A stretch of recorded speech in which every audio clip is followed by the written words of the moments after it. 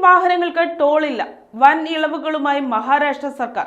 നമസ്കാരം, കൊട്ടാരക്കര മീഡിയയിലേക്ക് സ്വാഗതം. സാധാരണ നിലയിൽ പ്രഖ്യാപിക്കാറുള്ള നികുതി ഇളവുകൾക്ക് പുറമെ ഇലക്ട്രിക് വാഹനങ്ങളെ ടോളിൽ നിന്ന് ഒഴിവാക്കി മഹാരാഷ്ട്ര സർക്കാർ. ഇലക്ട്രിക് വാഹനങ്ങൾ ചാർജ് ചെയ്യുന്നതിനുള്ള സംവിധാനങ്ങൾ സംസ്ഥാന വ്യാപകമായി സ്ഥാപിക്കുകയാണ് നയത്തിലെ മറ്റൊരു ലക്ഷ്യം. 2030 വരെ നീളുന്ന ദീർഘകാല ഇലക്ട്രിക് വാഹന നയമാണ് മഹാരാഷ്ട്ര പ്രഖ്യാപിച്ചിരിക്കുന്നത്.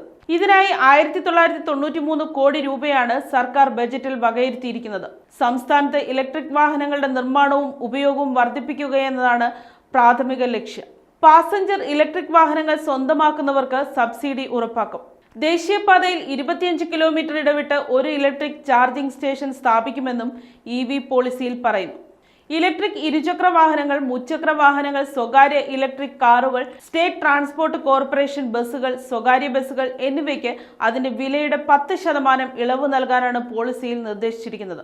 മുച്ചക്ര ഇലക്ട്രിക് ഗുഡ്സ് വാഹനം, 4 വീലർ ഇലക്ട്രിക് ട്രാക്ടറുകൾ എന്നിവയ്ക്ക് വിലയുടെ 15% ഇളവ് നൽകാനും എല്ലാ ഇലക്ട്രിക് വാഹനങ്ങൾക്കും രജിസ്ട്രേഷൻ ഫീസ് ഒഴിവാക്കുമെന്നും ഇലക്ട്രിക് വാഹന നയത്തിൽ പറയുന്നു.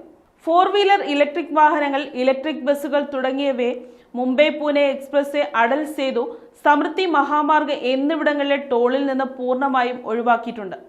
ഇതിനു പുറമെ മഹാരാഷ്ട്ര സംസ്ഥാന പാതകളിലും ദേശീയപാതകളിലും ഈ വാഹനങ്ങൾക്ക് പകുതി ടോൾ നൽകിയാൽ മതിയെന്നാണ് സർക്കാർ അറിയിച്ചിരിക്കുന്നത്. പുതിയ ഇലക്ട്രിക് വാഹന നയത്തിന് മന്ത്രിസഭ അംഗീകാരം നൽകിയെന്ന് മുഖ്യമന്ത്രി ദേവേന്ദ്ര ഫഡ്നാവിസ് അറിയിച്ചു.